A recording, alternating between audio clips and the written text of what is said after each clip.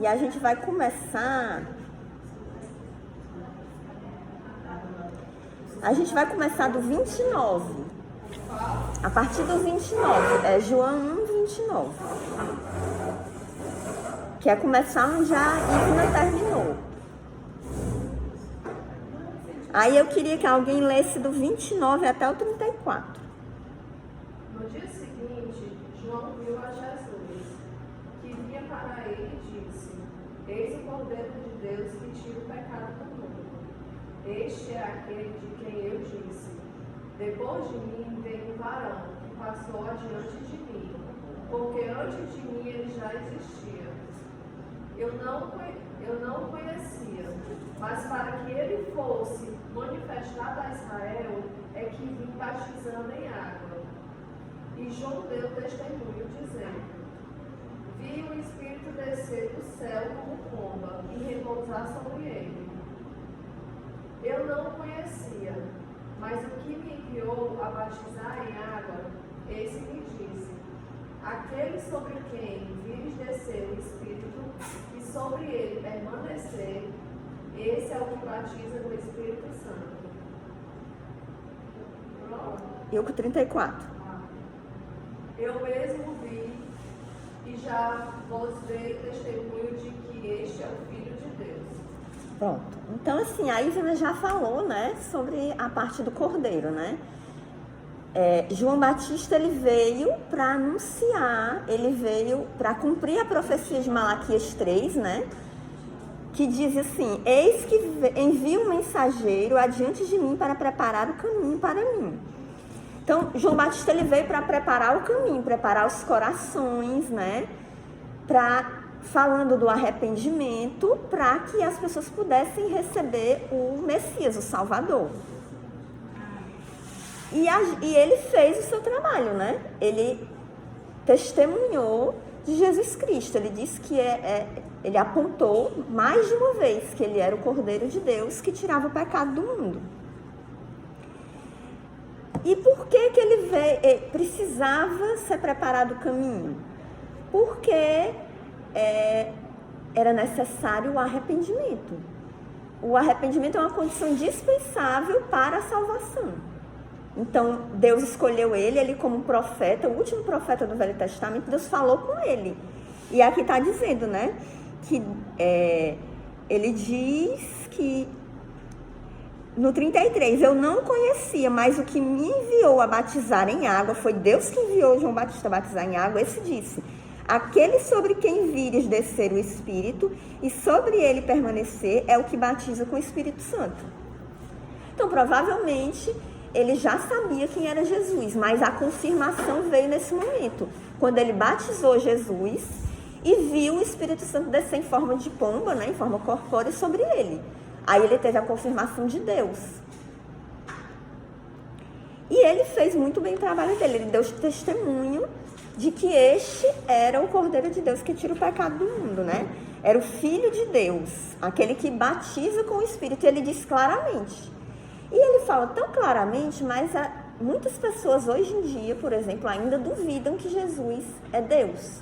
A gente viu tão claramente, né, que o João, o apóstolo, né, que escreveu o Evangelho de João, ele repete várias vezes para que não haja dúvidas.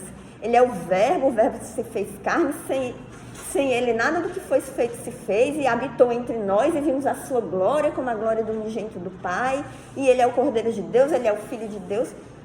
Mas ainda tem gente que duvida, né? Porque também tem nas profecias do Velho Testamento, que as pessoas veriam, mas não veriam, não perceberiam, ouviriam, mas não compreenderiam, porque os olhos estão fechados para ver a verdade, né? E aí vamos para o 35 a 37.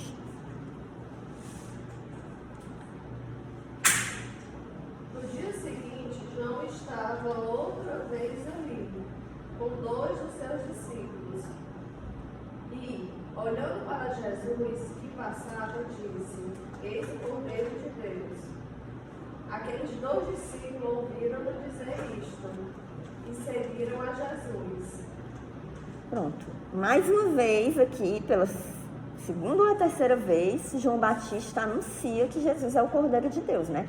Ele está com os seus discípulos, porque João Batista, ele, por ser um profeta de Deus, ele tinha vários discípulos, né? E aí, e o interessante é que João, ele coloca detalhes, né? O que escreveu João, o apóstolo, no dia seguinte, né? Tem gente que duvida da Bíblia, mas quando a gente vai contar uma mentira, a gente não conta detalhe, né? Aí ele coloca todos os detalhes no dia seguinte do que aconteceu, ele fala o nome de pessoas, para a gente confirmar que o que está aqui é a palavra de Deus mesmo, é a verdade. E ele anuncia para os discípulos dele que Jesus é o Cordeiro de Deus. E me lembra muito um versículo lá de Mateus 12, que diz assim, a boca fala do que o coração está cheio. Né? O coração dele estava transbordando de graça, de amor, de misericórdia por Deus, porque Deus enviou o Salvador, né? Então o coração dele estava cheio de Deus, ele não podia parar de falar. Ele veio para isso, ele pregava e provavelmente era a alegria dele, ele não podia parar de falar. Quando eu comecei a ler a Bíblia, eu ficava achando assim, que tudo que eu li era para mim. Isso aqui foi escrito para mim. Isso aqui ele está falando comigo. E é verdade. Porque a palavra de Deus, a Bíblia diz que ela é viva. E ela fala conosco hoje em dia. Serviu para as pessoas daquele tempo e vai servir para nós e vai servir para as pessoas. É para cada um de nós que foi escrita. Ela tem um pregador que diz que ela é mais atual do que o jornal de hoje. Né? E aí... É importante a gente refletir em cada detalhe, porque às vezes a gente lê rápido e não reflete, né? Por exemplo, do que está cheio o meu coração? A Bíblia diz que a boca fala do que o coração está cheio. O que eu mais gosto de falar? É o que o meu coração está cheio. Eu gosto de falar sobre Jesus e ouvir de Jesus. Ou outras coisas são mais interessantes, eu não me interesso, né? Como João Batista, aquele que conhece verdadeiramente Jesus, ele acha que todos os outros assuntos acabam perdendo o interesse. Porque Jesus é grandioso, é a melhor coisa do mundo, né? Então não tem como comparar com qualquer outra coisa. Você vive... Mas a sua vida é diferente, porque a sua vida é para ele, né? E João Batista cumpriu bem, né?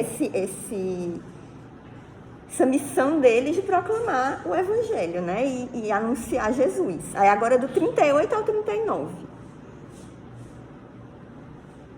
Voltando-se Jesus, e vendo que os seguiam, perguntou-lhes, que buscais? Disseram-lhe eles, Rabi, que traduzido quer dizer mestre, onde pousas? Respondeu-lhes, vinde vereis. Foram, pois, e viram onde pousar, e passaram o dia com ele. Era cerca da hora 10ª. João, ele anunciou aos seus discípulos, e os seus discípulos seguiram Jesus, né? Qual era o discípulo que você não apóstolo? André. Ele vai dizer mais aqui embaixo, é André. E aí ele anunciou aos discípulos e André e outros foram seguir Jesus, que eram discípulos de João Batista. Tem até um outro mais pra frente, a gente vai chegar lá, mas Jesus diz, um dos discípulos dele chega e diz, os teus discípulos estão seguindo a Jesus. Aí João Batista diz, o importante é que ele cresça e que eu diminua, porque ele sabia o papel dele. Ele não era o Messias, ele estava lá para anunciar Jesus. Então, o importante é, ele chegou, o meu trabalho está acabando. João Batista era primo de Jesus? Era, primo de Jesus. Cresceram a infância juntos. Eu não sei se foi junto, se eles moravam próximos. Não diz, a Bíblia não diz. Quando Maria foi acusar, foi onde teve que viajar? Então não cresceram juntos na infância, não. Até porque Jesus, ele passou um tempo no Egito, né? Aí depois voltou para Nazaré. Ele nasceu em Belém, passou um tempo no Egito, tudo cumprindo profecia, né? Aí depois voltou para Nazaré, então não tem como a gente saber com certeza, né? Mas com certeza, porque desde o ventre eles já sabiam que Jesus era o Filho de Deus, né? Então, ele sabia, mas ele precisava da confirmação. Então, Deus deu uma profecia que Maria foi avisada, porque ela não acreditava, né? Isso. Ela tinha É a mãe de João, né? E aí, no versículo 38, eles vão seguir Jesus e Jesus pergunta: que buscais? Né? Então, isso aqui mostra o quê? Que Jesus se interessa pelo que a gente busca. A intenção do nosso coração é importante, né? Ele sabe todas as coisas, ele sabe a intenção do nosso coração. E aí a gente também pode refletir sobre isso. Eu busco a Jesus ou eu vivo a minha vida a maior parte do tempo sem me interessar muito? Eu vivo muito bem sem ele. E quando eu busco por quê? Eu busco por gratidão, para adorá-lo, né? Para louvá-lo, ou eu busco para resolver os meus problemas? Ou eu busco como se ele fosse um gênio da lâmpada, assim, eu quero isso, isso e isso, por favor. Satisfazer os meus desejos, né? O gênio da lâmpada tem 3 desejos, tá aqui, ó, esses 3 aqui, né? A gente precisa se avaliar. A Bíblia diz lá em 2 Coríntios 13, diz assim, Paulo que fala, né? Examinai-vos a vós mesmos se realmente estáis na fé. Isso ele estava falando para as pessoas, os discípulos de Jesus. Examinai-vos se vocês realmente estão na fé. E uma forma da gente se avaliar é fazendo esse tipo de reflexão, né? O que é que eu busco? Eu me importo com o que Deus quer? Eu procuro saber o que Deus quer, a vontade de Deus? Ou eu estou me importando só com o que eu quero? E se eu me importo com o que Deus quer, eu sou capaz de deixar o que eu quero para fazer o que Deus quer? Né? Várias dessas coisas a gente precisa refletir. Porque a Bíblia diz assim, que dele, por ele e para ele são todas as coisas. Mas a minha vida é por ele e para ele? Eu vivo, qual é a razão da minha vida? Eu vivo por ele e para ele, ou eu vivo por mim? Ou eu vivo por alguém? Ou eu vivo pelo meu filho? Ou eu vivo pelo... Né? A gente precisa refletir sobre isso. Inclusive, lá em Tiago, Tiago diz assim, pedis e não recebeis, porque pedis mal para os seus próprios deleites. Não sabeis que a amizade do mundo é inimizade contra Deus? Muitas vezes, ele está falando aqui para os discípulos. Vocês pedem mal, tem um jeito mal de pedir, né? Segundo o que ele está dizendo. Porque vocês pedem para os seus deleites e vocês não recebem, porque a amizade do mundo é inimizade contra Deus. Eu estou pedindo o quê? É para mim? É para os meus deleites?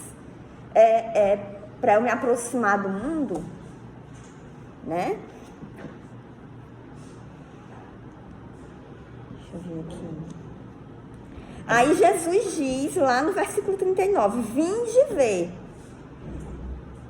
Ou seja, Jesus estava convidando aqueles discípulos a conhecê-lo, né? E esse convite também é para todos nós. Ele quer que nós o conheçamos. E aí vai começar a história de alguns discípulos que conheceram Jesus. Agora é a partir do 40 até... Oi? Vai falar agora. Que era que mais adorava João Batista. Ele chegou depois para seguir Jesus. Filipe, vai falar de Filipe aqui também. 40 a 42. André, irmão de Simão Pedro, era um dos que ouviram tudo falar e seguiram a Jesus. Ele achou primeiro a seu irmão Simão e disse: havemos achado o Messias, que traduzido quer dizer Cristo. E o levou a Jesus. Jesus, fixando nele o olhar, disse: tu és Simão, filho de João, tu serás chamado Cefas, que quer dizer Pedro. Pronto. Aí o que foi que André fez quando passou aquele dia com Jesus? Não foi chamar mais gente. Pronto, ele foi avisar a boa notícia para o irmão dele, né? Se eu sei uma boa notícia, eu vou querer espalhar, né? E aí ele foi avisar para uma das pessoas que ele mais amava: olha, Pedro, a gente achou o Messias. Ele só precisou de um dia para descobrir que Jesus, um dia com Jesus, para descobrir que ele era o Messias, né? Não precisou de muita coisa, porque Jesus era inigualável, né? Então não tinha como não saber. E aí ele foi lá e disse: olha, a gente achou o Messias. E aí Pedro foi lá ficar com Jesus, e aí Jesus já conhecia Pedro, né? Tanto é que chamou Pedro pelo nome, né? Por quê? Porque Jesus conhece todas as coisas, né? Ele conhece também cada um de nós. E assim como ele chamou André, chamou Pedro, ele também chama cada um de nós. E ele conhece cada um de nós pelo nome, né? Aí agora 43 a 46. Eu posso ler? Vocês acompanham aí. No dia seguinte, Jesus resolveu partir para a Galileia. E achando a Filipe, disse-lhe: segue-me. Ora, Filipe era de Betsaida, cidade de André e de Pedro. Filipe entrou, achou a Natanael e disse-lhe: acabamos de achar aquele de quem escreveram Moisés na lei e os profetas, Jesus de Nazaré, filho de José. Perguntou-lhe Natanael: pode haver coisa boa vinda de Nazaré? Disse-lhe Filipe: vem e vê. Então, depois desse momento, né, com André e Pedro, Jesus resolveu ir para a Galileia. E lá na Galileia, ele achou Filipe. Interessante que ele diz: achou. Quem acha é porque estava procurando, né? Então, a gente observa que Jesus estava buscando Filipe, né? Não é ao acaso que ele, eu fui para a Galileia e encontrei Filipe, vem, vai dar certo. Não, ele estava tudo planejado, né? E aí ele encontrou Filipe, e assim como ele veio buscar cada um de nós. Lucas 19 diz assim: o Filho do Homem veio buscar e salvar os perdidos. E quem são os perdidos? Nós. Ele veio nos buscar. E aí cabe a nós atender o nome chamado de Jesus, né? Aí Filipe fez o quê? Assim que ele conheceu Jesus. No versículo, acho que é o 44. Não, no versículo 45. Filipe achou a Natanael. Filipe viu quem era Jesus. E aí ele foi procurar Natanael para avisar. Natanael não quer dizer. Não diz. Aí ele falou, Aí ele diz: acabamos de achar aquele de quem escreveram Moisés na lei e os profetas. Ou seja, ele está dizendo, o Messias que a gente esperou a vida inteira, que está escrito em todo o Velho Testamento, da sua vinda, nós achamos. É a melhor notícia de todas. Agora eu não sei te dizer com certeza. Porque vai e volta, né? E aí, ele foi achar Natanael para poder dizer a ele, né? Nós achamos a boa notícia, nós achamos o Messias. Acabou a espera, né? pode haver bem-vindo de Nazaré. Pronto. Aí Natanael duvidou. Natanael duvidou. Por quê? Porque as profecias falavam que o Messias viria de Belém. E eles não sabiam que Jesus nasceu em Belém, né? Então ele duvidou. Não, e provavelmente ele era uma pessoa que conhecia as escrituras, né? E ele duvidou. Não, isso você está errado, porque o Messias não vem de Nazaré, né? E Nazaré é uma cidade tão pequena. Não é não, tu se enganou. Aí o que é que Filipe diz? Vem e vê. Porque se você vê, você vai entender. Porque Jesus é inigualável. Você vai saber quem é ele. E aí, Natanael vai conhecer Jesus. Aí, 47 até o 51. Jesus, vendo Natanael, aproximou-se dele, disse a seu respeito: eis um verdadeiro israelita, em quem não há dolo. Perguntou-lhe Natanael: de onde me conheces? Duvidando. Respondeu-lhe Jesus: antes que Filipe te chamasse, eu te vi, quando estavas debaixo da figueira. Respondeu-lhe Natanael: Rabi, tu és o Filho de Deus, tu és o Rei de Israel. Ao que lhe disse Jesus: por que te disse, vi-te debaixo da figueira, crês? Coisas maiores do que estas verás. E acrescentou: em verdade vos digo, que vereis o céu aberto e os anjos de Deus subindo e descendo sobre o Filho do Homem. Aqui Jesus encontra com Natanael, né? E aí Jesus faz um elogio a Natanael, porque Jesus conhecia Natanael como conhecia cada um. E Natanael ainda duvidou, né? Tá querendo me conquistar, né? Ele era aquela pessoa talvez com o pé atrás. Duvidando. E aí Jesus diz que o viu debaixo da figueira. E a Bíblia não diz o que foi que aconteceu debaixo da figueira, mas no momento que Jesus diz isso, Natanael sabe que ele é o Filho de Deus. É o que ele diz, ele proclama: tu és o Filho de Deus, tu és o Rei de Israel. Quem assistiu The Chosen, que eu tenho que falar, né? Eles criaram o que poderia ter acontecido lá debaixo da figueira, na série.